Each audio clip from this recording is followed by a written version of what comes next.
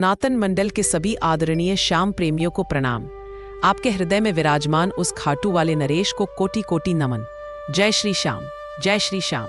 कलयुग के इस दौर में जहां विश्वास बार बार टूटा है, जहां माया ने मानवता को जकड़ लिया है और रिश्तों की डोर कमजोर पड़ गई है, ऐसे समय में एक ही लौ है जो अब भी प्रज्वलित है। वह है 3 बाणों के स्वामी, शीशदानी, लखदातार खाटू नरेश श्याम बाबा का अमर दरबार।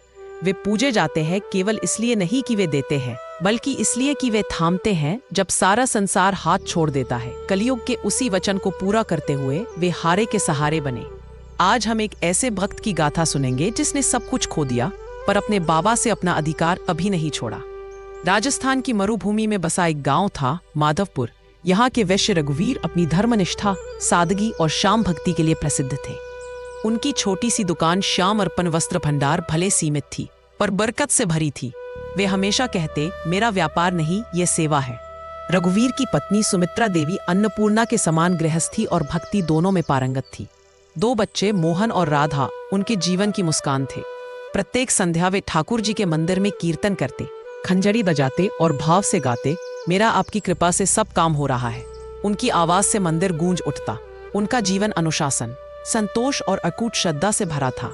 हर माह एकादशी पर वे पैदल खाटू तक निशान यात्रा करते, कहते, बाबा ने जो दिया उसके लिए 2 पग तो चला ही जाऊं। गांव में नया महाजन आया, भैरव सिंह, धनवान पर निर्दयी और दम्भी। उसे रघुवीर की लोकप्रियता से जलन थी। एक दिन उसने व्यंग्य किया, अगर तेरा श्याम इतना समर्थ है तो भीख क्यों मांगता है। रघुवीर ने श्रद्धा से उत्तर दिया, जो श्याम का है वह कभी कंगाल नहीं, देने वाला वही, लेने वाला भी वही। यह सुनकर भैरव सिंह के अहंकार में आग लग गई।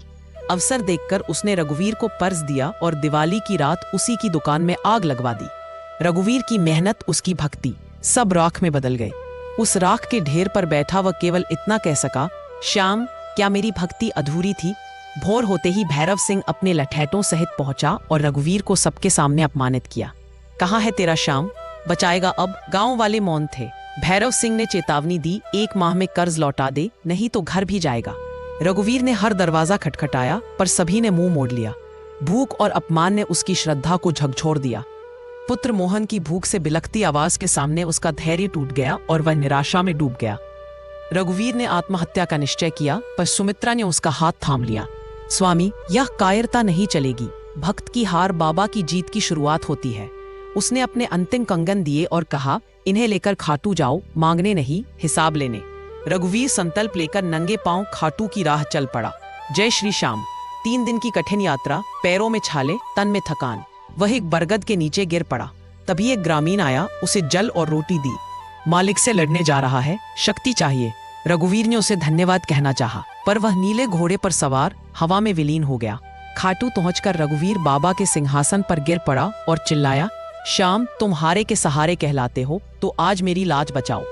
थककर वह वहीं मूर्छित हो गया, पर उसकी पुकार सिंहासन तक पहुंच चुकी थी। उधर माधवपुर की रात भैरव सिंह की हवेली में तेज दस्तक हुई। दरवाजा खोलते ही उसने देखा, एक तेजस्वी युवक नीले घोड़े पर विराजमान था। हम रघुवीर के साझीदार हैं। उसने कहा, उस पर तुम्हारा कर्ज है, चुकाने आए हैं। उसकी हथेली खुली और सोने की मुद्राएं झरने लगी। तिजोरी, फर्श सब सुनहरे सिक्कों से भर गए। भैरव आंप उठा, आप भगवान हैं। श्याम बोले, तेरा मूल चुका दिया, पर उसके पुत्र की भूख का ब्याज मत भूल। भैरव ने क्षमा मांगी। श्याम मुस्कुराए, मेरा भक्त दयालु है, उसने तेरे पाप क्षमा किए। सूर्योदय से पहले यह सब सोना उसके द्वार पर पहुंचेगा। कहकर वे विलीन हो गए और एक मोरपंख रह गया, श्याम की पहचान। सुबह पुजारियों ने रघुवीर को जगाया, बाबा ने तुम्हारी अर्जी सुन ली। पोटली अब प्रसाद बन चुकी थी। निश्चिंत मन से वह गांव लौटा। रघुवीर ने देखा, घर के बाहर भैरव सिंह रो रहा था, पगड़ी उतारकर क्षमा मांगते हुए। आंगन में सोने के सिक्कों का ढेर था।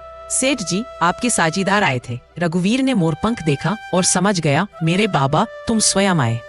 पूरे गांव ने वह चमत्कार देखा। उसी दिन रघुवीर ने नई दुकान खोली, श्याम कृपा साझीदार भंडार। भैरव सिंह सेवक बन गया। मंदिर की सीढ़ियां धोते हुए जीवन व्यतीत किया। आज भी माधवपुर में यह कथा गाई जाती है। यह साक्षात प्रमाण है कि जो बाबा श्याम की शरण सच्चे मन से लेता है, उसके जीवन में बाबा स्वयं साझीदार बनते हैं। वो परीक्षा लेते हैं, पर भक्त को कभी हारने नहीं देते। प्रेम से बोलिए, हारे के सहारे की जय। लखदातार की जय, शीश के दानी की जय, जय खाटू श्याम।